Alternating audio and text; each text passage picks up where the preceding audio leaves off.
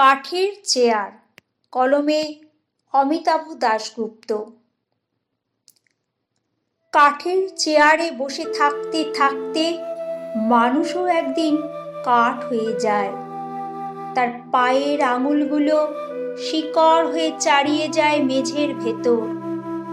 তার কোমর থেকে সদরি, গড়ান, গঁদের আঠা ঝরতে ঝরতে একদিন তাকে পুরোপুরি এঁটে ধরে তক্তার সঙ্গে।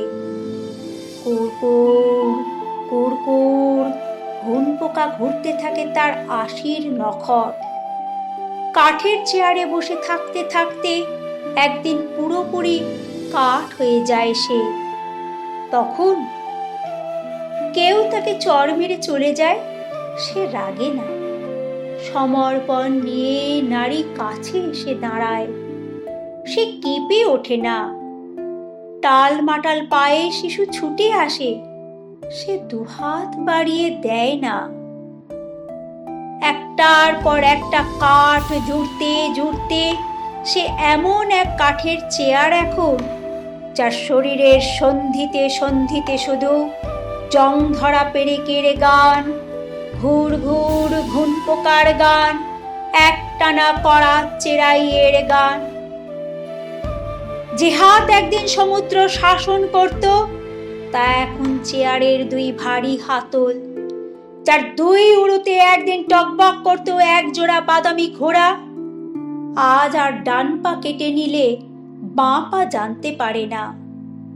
কাঠের অশ্রু নেই, স্বপ্ন নেই, নিদ্রা নেই, হাহাকার নেই।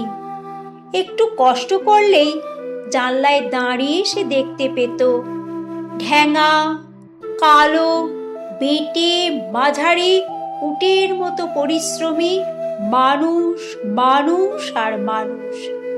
কিন্তু কাঠের চেয়ারের এই হলো মুশকিল, সে জানলা অবধি হেঁটে গিয়ে দাঁড়াতে পারে না। শুধু কাঠের ভেতর লোয়ার পেরে কাটা তার দুটো চোখ বাকি জীবনভর ছোট্ট চেয়ার থেকে মেজো চেয়ার, মেজো চেয়ার থেকে বড় চেয়ার হওয়ার স্বপ্ন দেখতে থাকে।